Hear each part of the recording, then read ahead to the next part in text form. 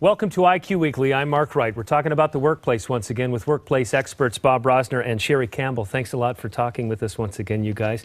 Thanks, today's topic is a very tricky one because there are a lot of legal issues that have spun out of this, and it's the sex of your boss.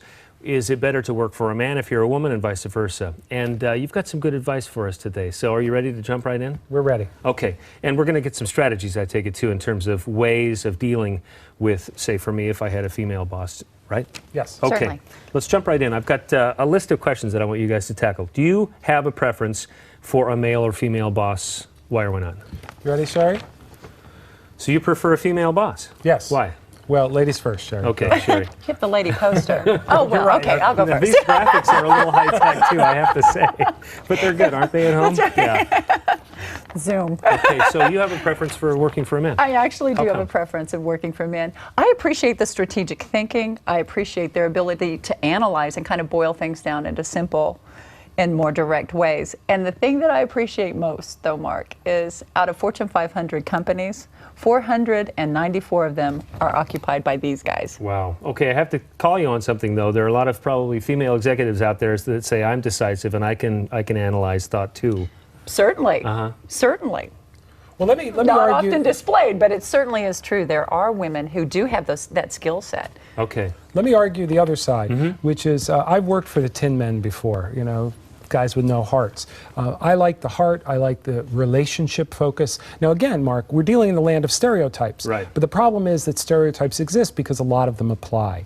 But I would much rather work for a woman than a man because I think that there's a more holistic approach to the workplace.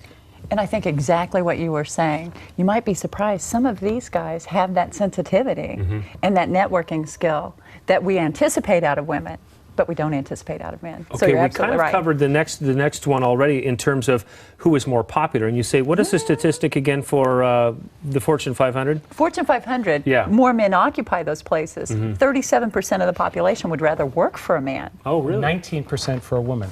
So women are clearly behind in terms of this relationship. Popularity. But the problem is more and more women are going into management positions. So I think we've got to deal with the fact that women managers are here to stay, and we've got to learn how to work with them. So why do you think that bias still exists? I mean, obviously, societally, it's part of the larger issue. I mean, look at the U.S. Senate and how few women actually are in the U.S. Senate. Sure. Is that what it stems from? Well, that's a portion of it. But the beautiful thing is younger people now are developing a different attitude. And I think we'll see that more and more. And I think that even now in higher levels, we're seeing that at some level. But there are still some stereotypings, and there are still some strategies as far as dealing with male-female relationships at work. Sherry came across a great study, though, that identified 52 leadership skills, and women were ahead in 42 of the 52. Excellent. So women are uniquely positioned to be successful leaders today. So do men have a preference and do women have a preference out there? Is that the statistic you just threw out, or is that a different one? That was kind of across the board, but the interesting thing that I found in that same study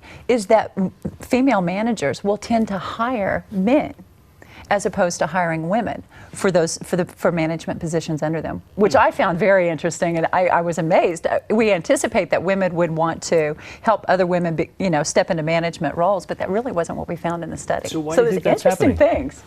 Well, I think that it's a patriarchy, and for you to be a woman and get to the top of an organization, chances are you're going to realize that a lot of the stuff that works is traditional male behavior. Again, I think as more and more women get in, the glass ceiling begins to shatter.